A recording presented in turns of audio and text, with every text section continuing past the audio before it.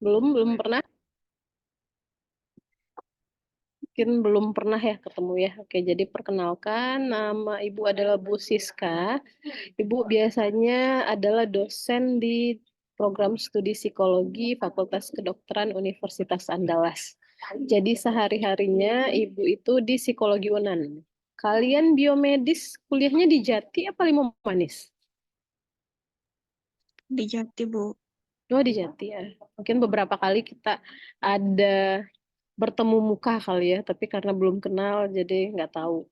Oke, ini yang hadir ada 25 orang kalau dari Zoom-nya. Tapi ini Ibu lihat ada yang bareng-bareng ya, kayak Haikal, Alfon, dan Imron. Ada lagi yang bareng-bareng sama temannya?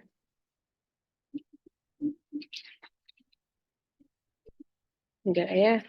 Oke, nah seperti yang Ibu bilang tadi, silahkan diaktifkan kameranya, karena yang dianggap hadir adalah yang wajahnya terlihat. Jadi di sini kalau namanya Haikal, Alfon, sama Imron, tapi hanya satu yang terlihat, jadi ini berarti satu orang. Ini yang wajah terlihat ini siapa? Haikal, Alfon, apa Imron? Izin jawab, Bu. Alfon dan Imron sedang sholat, Bu. Oke, sip, nanti diminta segera menyusul ya. Ini suara Ibu jelas semua terdengar? Jelas, Bu. Oke, jelas ya. Karena ini Ibu lagi ada kegiatan, jadi mungkin nanti akan ada suara-suara juga dari kegiatan tersebut ya. Oke, ini kalian sekarang lagi magang atau gimana?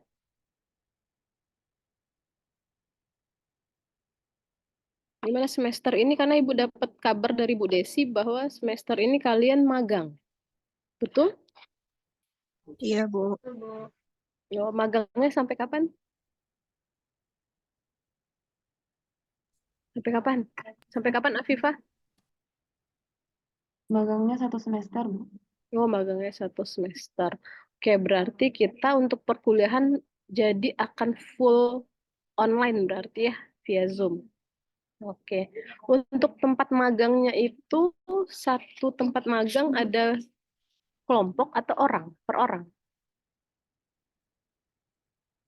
Gimana, Afifah? Ada yang per orang juga, ada yang per kelompok juga, Bu. Oh, jadi ada yang sendiri di tempat magangnya ada? Ada, Bu, di Bepom Pekanbaru, Bu. Oke. Kenapa Ibu bertanya? Karena nanti sebenarnya akan ada tugas kelompok. Nah, tugas kelompoknya itu nanti yang Ibu rencanakan sama Ibu Tin itu adalah sesuai sama tempat magangnya gitu. Jadi kalau yang sendiri itu mungkin agak sulit ya. Berapa orang yang sendiri di tempat magangnya? Ada datanya nggak? Atau boleh deh ngacung siapa yang sendiri? Saya cuma satu orang, Bu, di tempat magang saya, agar nanti Ibu dan Bu Tin pertimbangkan juga. Steffi sendiri ya. Steffi di mana magangnya? Di Bepom, Bu. Bepom Pekanbaru yang tadi. Iya, Bu. Ada lagi selain itu? Oke, tidak ya, berarti hanya Steffi. Ada? Mungkin ada berdua, Bu. Oh, Agnes berdua. Iya, Bu. Oke. Sip, ada lagi. Kalau berdua sepertinya bisa nanti diatasi.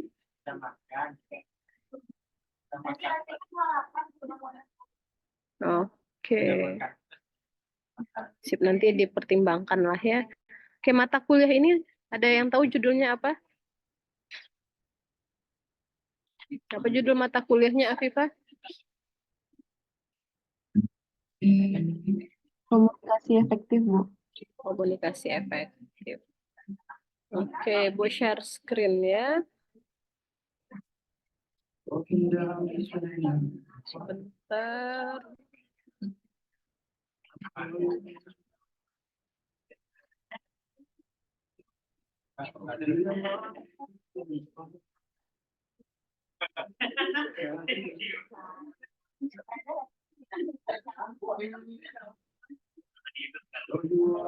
Sudah muncul? Bentar. Bentar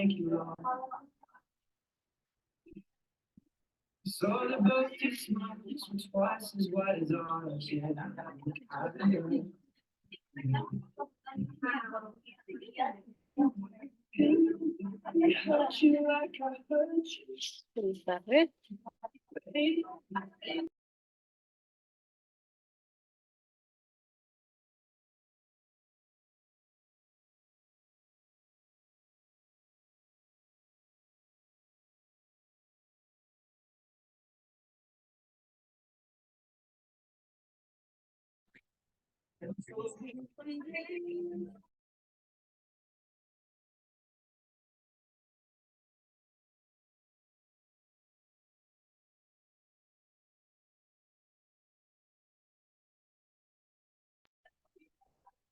Oke, sudah muncul di layarnya?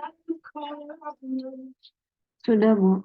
Oke, baik. Jadi seperti yang tadi sudah disebut bahwa hari ini kita itu belajar tentang teknik komunikasi ya.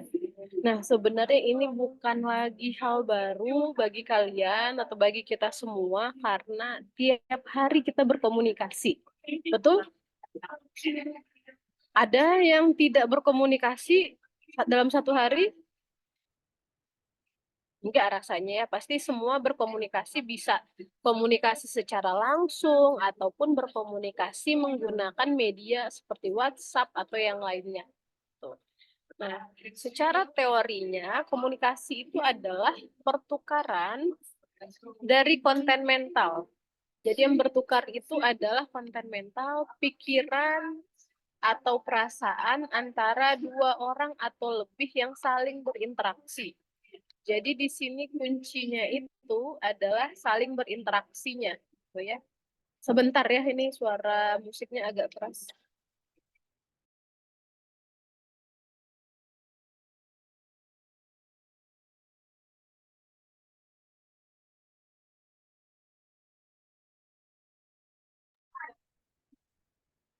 Oke, jadi kuncinya dari komunikasi itu adalah interaksi. Nah, di saat bersamaan, satu berperan sebagai pengirim pesan dan yang satunya lagi sebagai penerima pesan, dan mereka ini berganti perannya selama interaksi. Nah, misalnya nih, kalian ikut Car Free Day gitu ya, sendiri, misal pergi sendiri, terus ketemu sama orang di Car Free Day tersebut, sibuk satu sama lain, sibuk masing-masing, itu sudah terjalin komunikasi atau belum? Gimana? Belum, Bu. Belum. Kenapa belum? Kenapa, Steffi, kira-kira belum? Karena belum berinteraksi, Bu. Ya, betul sekali. Jadi karena belum adanya interaksi. Jadi bisa jadi kita berada di satu tempat, di tempat tersebut banyak orang, tapi kita tidak ada komunikasi, itu bisa saja terjadi karena belum adanya interaksi di sana. Jadi kuncinya itu adalah interaksi. Jadi bisa jadi kalian merasa sepi di tengah keramaian. Kenapa? Ya karena tidak terjalinnya komunikasi yang dimulai dari adanya interaksi. Seperti itu. Dapat dipahami semua untuk pengertian? Oke, kita lanjut ya. Nah, ini adalah gambaran dari proses komunikasi. Nah, tadi Bu sampaikan bahwa dalam komunikasi itu ada yang namanya pengirim pesan atau sender.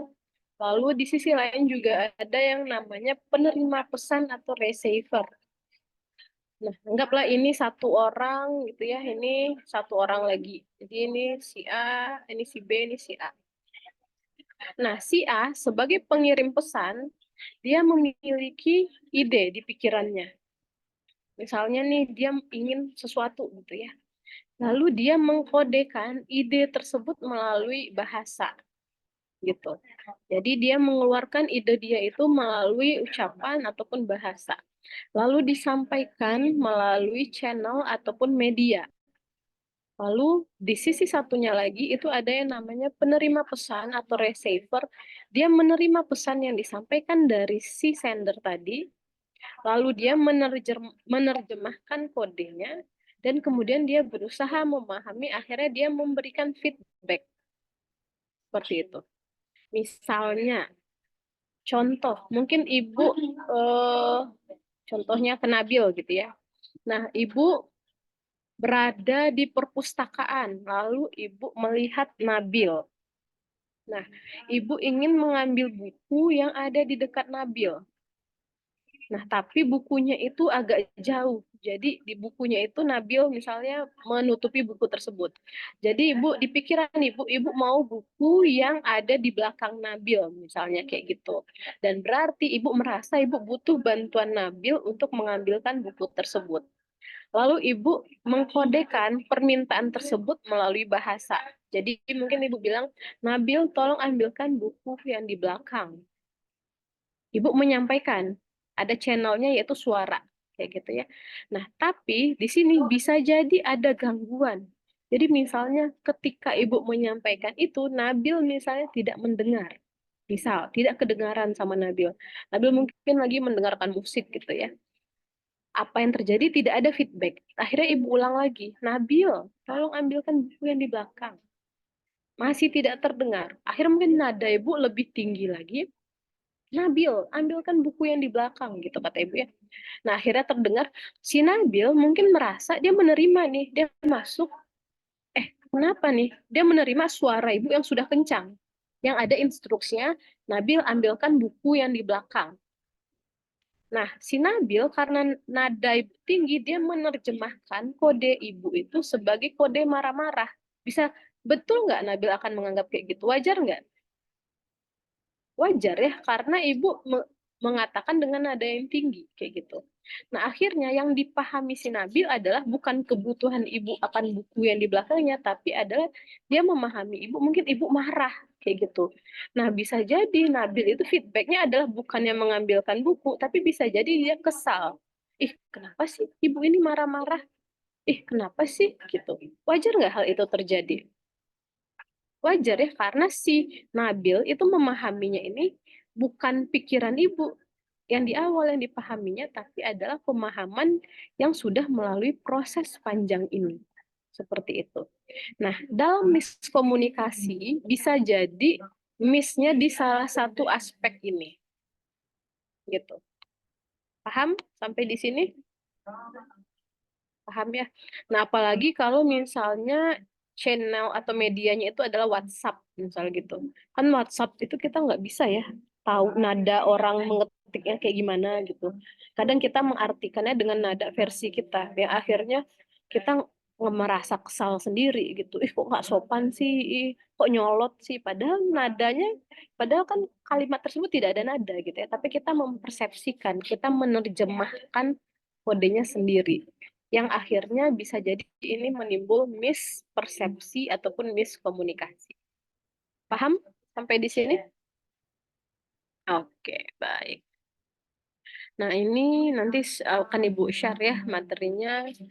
Si sender itu dia informasi yang ada di pikiran, lalu channel ini adalah media untuk mengirimkan pesan, bisa secara langsung ataupun bisa melalui media seperti WhatsApp, chat atau yang lainnya, itu juga adalah media untuk berkomunikasi gitu ya.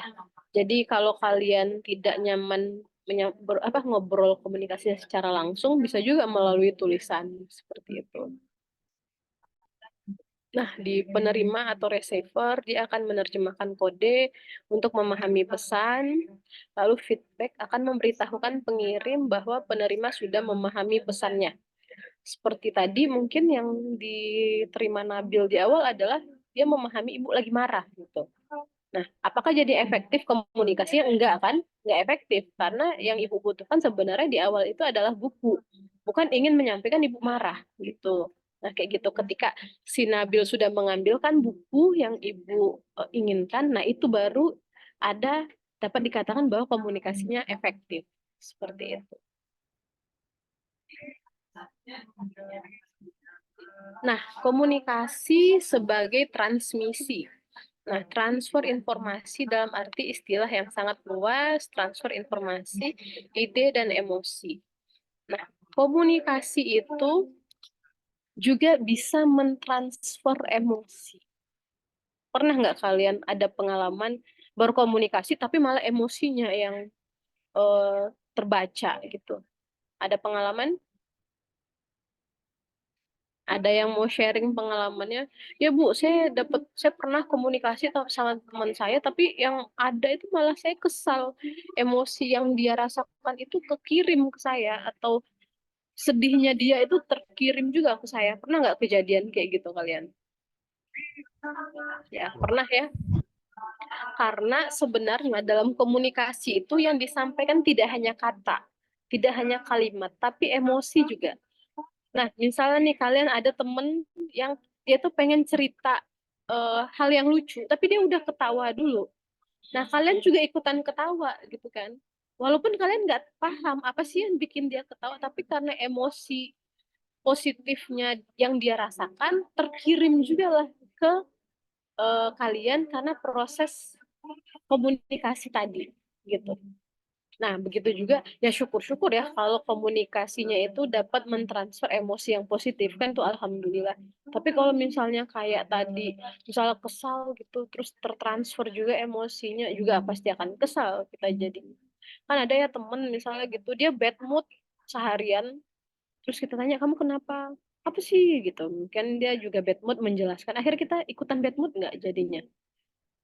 Iya ya, kesel. Ih, kenapa sih? Harusnya kan biasa aja kan aku nanya baik-baik. Mungkin nanyanya kayak gitu. Kalian merasanya kayak gitu. Itu kenapa bisa terjadi? Karena di sana ada pentransferan. Jadi tidak hanya kata atau kalimat yang ditransfer, tapi juga emosi itu ditransfer. Seperti itu. Oke, nah berikutnya adalah komunikasi sebagai pemahaman.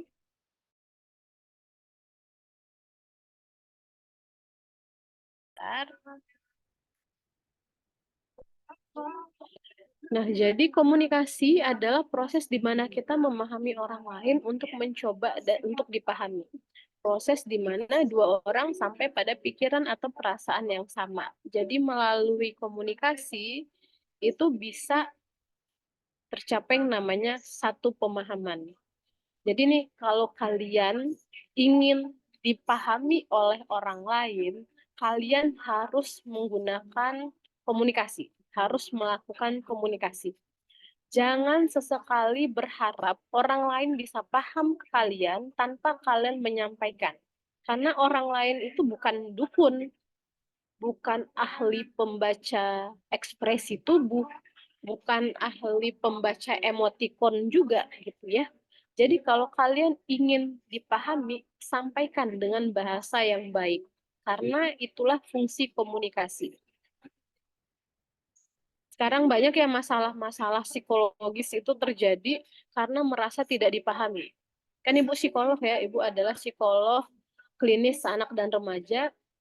Nah, banyak remaja-remaja itu akhirnya bermasalah gitu ya, karena dia merasa tidak ada orang lain yang paham dengan dia. Nah, ketika Ibu tanyakan apa upaya yang kamu lakukan agar orang lain paham dengan kamu, nggak ada Bu, saya diam aja. Nah, dia merasa bahwa orang lain harus paham ke dia tanpa dia melakukan sesuatu. Apakah itu bisa terjadi? Enggak ya. Kayak Ibu bilang tadi, enggak ada orang ini yang ahli pembaca ekspresi. Nggak ada yang dengan emoticon. Mungkin kalian kirim emoticonnya kayak gini atau senyum biasa gitu ya. Berharap, oh ini senyumnya senyum tipis, berharap orang paham bahwa aku sedang tidak baik-baik saja. Nggak bisa. Nggak akan paham orang kalau tidak disampaikan. Ya gitu ya. Lalu berikutnya adalah komunikasi sebagai interaksi. Jadi interaksi sosial melalui simbol ya. Karena kita tahu ya bahwa komunikasi itu adalah yang membuktikan kita bahwa kita ini memang makhluk sosial seperti itu. Lalu berikutnya, next. Nah, komunikasi itu bisa efektif ketika kita mengetahui siapa audiens kita. Audiens ini lawan bicara ya, maksudnya ya. Kalau misalnya kita bicara sama orang yang lebih tua, itu bahasa kita santai atau lebih formal. Misalnya tuh dosen, gitu. Formal lah ya pastinya ya. Nggak mungkin kita ketemu sama dosen kita, "Hai Bu, apa kabar? Udah lama nih nggak ketemu Ibu. Ih, Ibu kok makin gendut," bisa kayak gitu. Kan agak yang ada langsung, "Siapa nama kamu? BP kamu nomor berapa?" Yang ada dicatat gitu ya, etika kalian jadinya malah bermasalah gitu. Nah, tapi kalau misalnya ketemu sama adik-adik, sama anak SMP atau sama anak SMA gitu, "Halo yang terhormat," kan nggak mungkin juga ya kita kayak gitu. "Halo Ananda yang terhormat, apa kabarnya hari ini?" Nggak mungkin kayak gitu ya. Mungkin kita bisa dengan yang lebih muda itu untuk lebih santai kayak gitu. Nah, jadi kita harus tahu siapa audiens atau lawan bicara kita. Kalau sama temen, ya kita asik aja, karena kalian seumuran. Kalau yang lebih tua, kita hormati. Kalau yang dengan lebih muda, kita ayomi, kita lindungi, kita sayangi, seperti itu. Nah, ketika kalian udah bisa menempatkan gaya komunikasi kalian, sesuai dengan siapa lawan bicara kalian, itu akan membuat kalian bisa untuk berkomunikasi secara efektif. Sampai di sini dapat dipahami? Silakan kalau ada yang mau ditanyakan dulu. Nggak ada? Oke, lanjut ya. Nah, lalu efektivitas komunikasi itu juga ditentukan memilih cara komunikasi yang tepat termasuk medianya. Jadi misalnya kalau ingin berkomunikasi nih, nah kalau biomedis ini ada kayak konten-konten edukasi gitu nggak kalau tugas-tugas kalian? Nggak ada. Kalau misal di psikologi ada ya konten edukasinya, misalnya bagaimana cara menjaga kesehatan mental gitu ya kalau di psikologi. Nah, ini Bu contohkannya di psikologi aja, nanti kalian coba relatekan sama case sendiri di kampusnya. Nah, memilih cara komunikasi yang tepat. Nah, mungkin kalau untuk anak-anak yang seumuran kalian, Gen Z gitu ya, medianya ini bisa berkomunikasi dengan TikTok salah satunya. Betul? Di sini ada yang tidak pakai TikTok? Mungkin rata-rata punya TikTok lah ya. Mungkin tahu lah di TikTok gitu. Nah, ketika menggunakan TikTok untuk mencapai audiensnya yang anak muda, itu berarti telah memiliki cara komunikasi yang tepat. Jadi ketika ingin mengedukasi sasarannya anak muda, bisa menggunakan TikTok ataupun media yang memang sering digunakan oleh anak muda. Gitu. Nah, berikutnya supaya efektif adalah mengetahui aturan argumen dan persuasi. Jadi kalau misalnya kalian melakukan edukasi kepada masyarakat, kalian bisa mempersuasi masyarakat sesuai dengan data di keilmuan kalian, seperti itu. Lalu menyampaikan di waktu yang tepat dan memilih bentuk komunikasi termasuk isi slogan, tulisan dan kata yang diucapkan. Jadi sebenarnya semuanya itu harus tepat gitu ya. Jadi kalau bercandanya itu jangan salah tempat. Jadi bercandaan kalian tapi kalian bawa ke dosen misalnya gitu. Kayak saya melihat kalau di mahasiswa sekarang itu sangat biasa menggunakan kayak bahasa anjir gitu kan. Kalau kalian kaget misal anjir gitu. Banyak Ibu lihat. Kalau di sini gimana gitu juga nggak? Ibu kaget-kaget di awal anjir, anjay gitu kan. Kalau di zaman Ibu tuh kayak itu sesuatu yang kayak bahasa kotor gitu ya. Tapi kayak di sekarang di generasi kalian itu adalah ekspresi kalian mengungkapkan kayak keterkejutan gitu. Betul kayak gitu. Tanpa ada maksud kayak mau itu negatif gitu. Nah, tapi kalau kalian bilang gitu, anjir, anjay di depan dosen untuk dosennya itu kalian habis lah kalian. Itu akan dianggap kalian anak yang tidak tahu aturan, tidak tahu sopan santun gitu. Padahal Ibu paham itu adalah bentuk ekspresi kalian terkejut, tapi bagi dosen yang beda ya eranya itu akan dianggap sebagai hal yang tidak tepat seperti itu. Makanya kalian harus memiliki bentuk komunikasi, bisa slogan, isi dan kata yang diucapkan itu harus sesuai dengan siapa lawan bicara kalian seperti tadi Ibu bilang. Lalu kalau misalnya nih ini adalah ketika kalian berdiri di depan, misal presentasi gitu ya. Kalian perlu mempersiapkan diri dan menginspirasi, ingat tentang pesan pertama. Jadi kalau kalian berdiri di depan sebagai presenter 15 detik pertama dan 20 kata pertama itu adalah menentukan pesan kalian. Kalau kalian ketika presentasi 15 detik awal itu kalian pelangap-pelongo, bingung gitu ya. Nah, itu berarti nanti kalian di audiens kalian itu dianggap sebagai orang yang tidak percaya diri. Jadinya gitu. Jadi manfaatkanlah 15 detik pertama dan 20 kata pertama ketika presentasi itu menentukan kalian. Kayak gitu. Jadi jangan sampai kelewat di 15 dan 20 detik pertama ini. Lalu dengarkan dengan baik. Mengapa ada pendengar yang kurang baik? Karena mereka memikirkan apa yang mereka jawab. Kurang tertarik dengan pembicaraan orang lain. Menjadi pendengar yang baik bisa dilakukan dengan cara memparafrase kata-kata yang pengirim pesan untuk menyimpulkannya. Oke. Ibu mau tanya. Oh, di sini Rahma Yulia.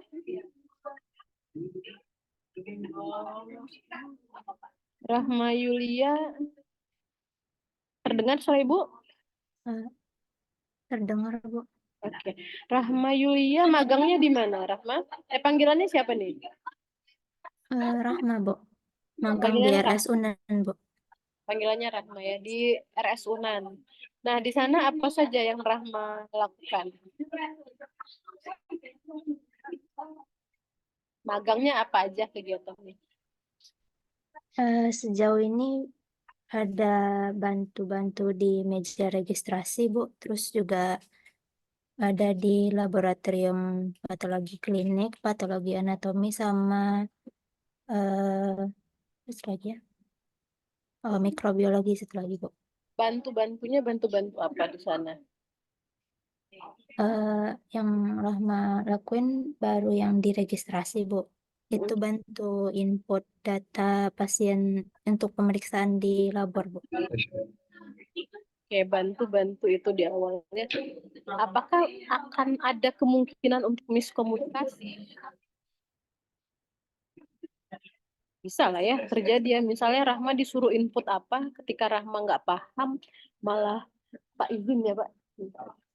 Nah, ketika Rahma tidak paham, akhirnya salah input, itu bisa jadi terjadi gitu. Nah, agar itu tidak terjadi, nah salah satunya adalah menjadi pendengar yang baik dulu di awal. Jadi ketika instruksi disampaikan, jangan buru-buru ingin memberikan respon, tapi harus dipahami dulu instruksi tersebut. Kayak gitu. Jadi kalian, kalau yang saya lihat ya, di mahasiswa saya gitu. Nah, mahasiswa ibu itu banyak yang, oke Bu, siap Bu. Jadi instruksi udah diberikan, dia langsung siap. Oke Bu. Oke sama siapnya cepat, tapi ketika aplikasinya, dia malah bingung, Bu tadi gimana Bu? Lah, tadi apanya yang siap berarti gitu kan. Nah, oke, jangan sampai kalian oke sama siapnya cepat, tapi kalian tidak paham. Jadi harus pahami dulu, baru oke dan siap. Kayak gitu. Jangan sampai takut-takut bertanya yang akhirnya salah, tapi harus rajin-rajinlah bertanya yang akhirnya kalian bisa betul instruksinya. Jadi komunikasinya dapat efektif, seperti itu. Nah, mendengarkan aktif itu adalah menghilangkan segala distraksi. Jadi kalau kalian sedang menerima instruksi dari misalnya atasan di tempat magang sekarang, jangan sambil lihat handphone kayak gitu. Jangan sambil lihat handphone, tapi fokus dulu ke apa yang disampaikan. Mendengarkan tanda dan suara dari pembicara. Jadi kalau misal suaranya agak ditekankan, berarti itulah kuncinya gitu. Lalu memberikan feedback terkait apa yang dimengerti. Jadi kalau memang iya, boleh diulang lagi Bu. Jadi maksudnya seperti ini ya Bu. Nah, jadi efektif itu kalau komunikasinya itu jelas, padat gitu ya, konkret dan korek. Jadi harus ada contohnya. Nah, ini nanti Ibu sampaikan, kirim. Yang ini kita melanjutkan kerja. Oke, sebentar ya.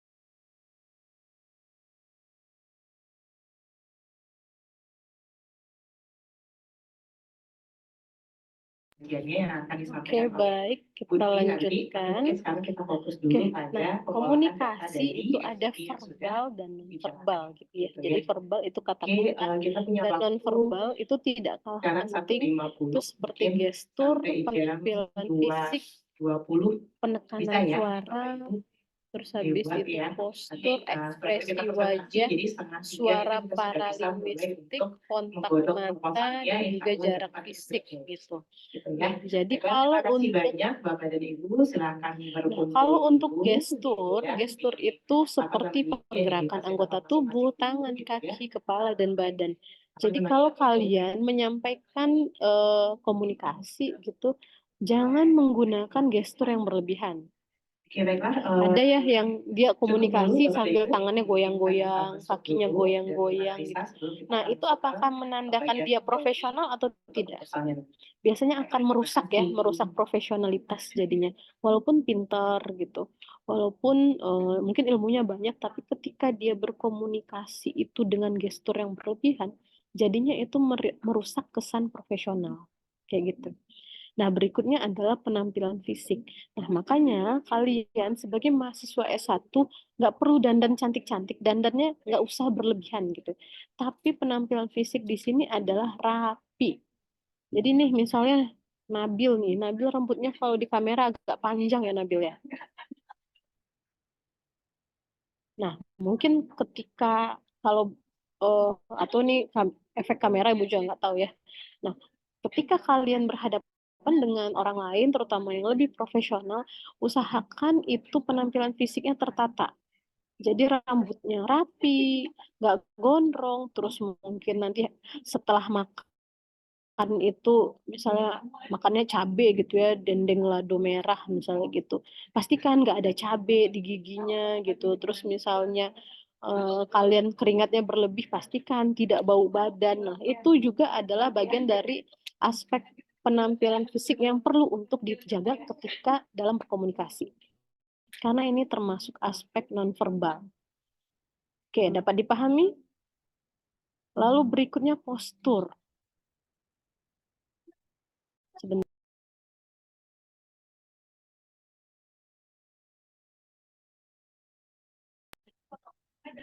Oke, berikutnya itu adalah postur. Jadi kalau kalian dapat menunjukkan, jadi postur dapat menunjukkan keadaan seperti tegang atau santai, terbuka atau tertutup. Jadi kalau misalnya nih postur itu kayak menutup gitu ya, kan ada yang kayak orang yang pemalu banget. Jadi dia mungkin kayak gimana ya? Duduknya itu kayak gini. Ada kan karena saking atau kayak gini gitu. Nah, itu kan menandakan dia sangat tertutup gitu ya. Atau duduknya dilipat kakinya semua kayak gitu. Terus kepalanya menunduk. Nah, itu kan berarti tidak percaya diri atau kurang nyaman. Nah, itu postur juga akan mempengaruhi aspek komunikasi nonverbal. Lalu ekspresi.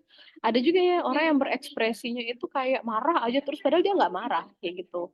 Nah, tapi bagi orang yang belum kenal sama dia seutuhnya, bisa jadi ekspresi wajah tersebut malah membuat salah paham jadinya. Ih, dia ini kok ngajak berantem aja terus ya ekspresinya, padahal bukan ngajak berantem.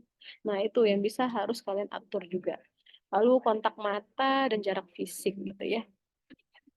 Nah, kalau jarak fisik itu kalau untuk intimate ini adalah dengan orang-orang yang sangat dekat bagi kalian. Jadi misalnya ayah, ibu, keluarga, atau kalau yang sudah menikah, istri, suami gitu. Nah, ini di jarak 0 sampai 50 cm. Jadi kan deket itu ya. Jadi kalau kalian sedekat itu jaraknya hanya untuk dengan orang yang dekat sama kalian. Jadi apa tadi orang tua bisa kan ini 50 cm ini dekat ya. Jadi nyamannya itu ketika hanya dengan orang yang intim. Lalu ketika sama teman-teman bisa jadi ini sama sahabat itu yang nyamannya adalah 50 sampai dengan 1,2 meter. Nah, untuk sosial, jadi kalau kalian tidak terlalu akrab sama orang, kalian tidak mau membuat dia kurang nyaman, nah berdirilah di jarak ini 1,2 sampai dengan 3,7 meter. Karena kalau di sini kalian akan masih aman untuk berkomunikasi. Jangan sok-sok dekat, ini baru kenal, pengen dekat tapi dekatnya fisik. Lari ke sini. Itu malah tidak membuat orang lain nyaman. Nanti ujung-ujungnya kalian dianggap, ih ini apa sih? Genit banget misal kalau cewek, cowok yang terlalu dekat kayak itu. Nggak nyaman jadinya. Karena memang secara psikologis itu ada zona jarak fisik. Nah, kayak gitu. Nah, ini ya, komunikasi nonverbal itu yang tadi Ibu sampaikan itu malah lebih penting daripada komunikasi verbal. Karena yang diingat oleh orang lain itu ada biasanya komunikasi nonverbalnya. Jadi yang diingat orang itu bukan apa yang kamu sampaikan, tapi tadi dia ini gerak-gerak kakinya. Tadi dia ini posturnya terlalu tertutup. Oh, ini yang ekspresi wajahnya itu yang kayak orang marah aja ya gitu. Jadi bukan konten yang kita sampaikan yang diingat malah, tapi adalah si nonverbal kita. Oleh karena itu kalian harus bisa mengatur nonverbal ini. Nah, ini adalah kalau tampil gitu ya. Harus tahu dulu dalam tampil itu tujuannya apa, waktunya harus pas, tidak boleh berlebihan, dapatkan perhatian, tujuan presentasi dijelaskan. Oke, misalnya presentasi, oke, hari ini kita akan belajar ini gitu. Jadi tujuannya sudah sampai. Atasi demam panggung dengan membuatnya bekerja untukmu. Jadi ketika presentasi gugup nggak? Gugup ya. Nah, tapi ketika gugup itu manfaatkan rasa gugup itu untuk membuat kamu latihan terus. Jadi gugup itu malah membuat jadi excited. Ganti gugup itu menjadi perasaan excited. Lalu gunakan cerita, jadi bisa sharing pengalaman itu untuk membuat presentasi kamu lebih hidup. Jadi evaluasi, jadi hari ini presentasi yang mungkin menurut kamu belum bagus, tapi dievaluasi, oke, tadi aku kurangnya di bagian-bagian ini, dan di next presentation kalian udah lebih oke, kayak gitu. Dan jangan pernah berhenti untuk berlatih di depan kaca, gitu. Karena ini nanti akan membantu kalian untuk menguasai komunikasi. Oke, mungkin itu materi yang bisa Ibu sampaikan. Silakan jika ada yang mau ditanyakan. Cukup jelas untuk materinya? Oke, jadi Ibu pengennya materi di perkuliahan ini kita nggak bahas full tentang textbook, teori gitu ya. Tapi kan ini materinya itu harusnya lebih aplikatif gitu ya. Jadi tadi Ibu memberikan pengantar dan nanti kalian diminta untuk membuat. Jadi untuk next pertemuan kita akan membahas tugas yang kalian buat. Nah, apa itu tugasnya? Silakan dicatat. Silahkan tugasnya itu adalah membuat analisis permasalahan komunikasi yang terjadi di tempat magang kalian. Jadi menurut kalian di tempat magang kalian apakah ada masalah komunikasi? Jika ada, silahkan dibahas sesuai dengan materi yang tadi.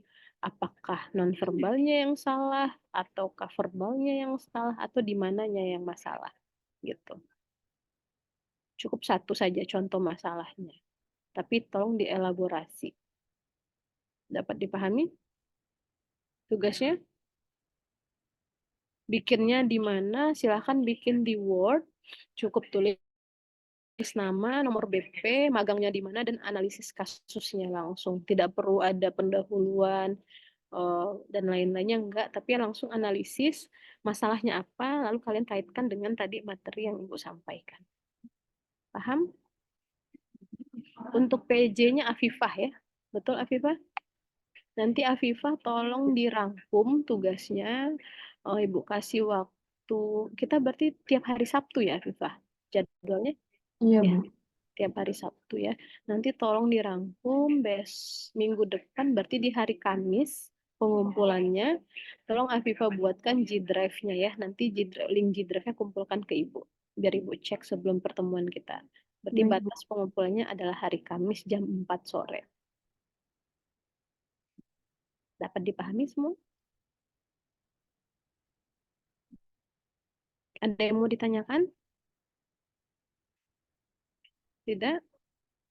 Oke, kalau tidak ada yang mau ditanyakan, kita tutup. Sebelumnya Ibu mau ambil foto dulu untuk absen. Boleh senyum, 1, 2, 3.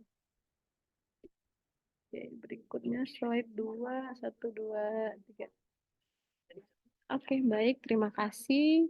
semuanya. Semoga kita bisa bekerja sama ya 1 semester ini dan semoga kalian bisa serius dan akhirnya mendapatkan nilai yang bagus. Amin, amin, ya rabbal alamin. Oke, terima kasih. Makasih Afifah dan semuanya. Mohon maaf jika Ibu ada salah-salah kata. Kita tutup dengan mengucapkan hamdalah. Alhamdulillahirabbil alamin. Wabillahi taufiq wal hidayah. Wassalamualaikum warahmatullahi wabarakatuh. Waalaikumsalam Waalaikumsalam warahmatullahi wabarakatuh. Terima kasih, Bu. Terima kasih, Bu.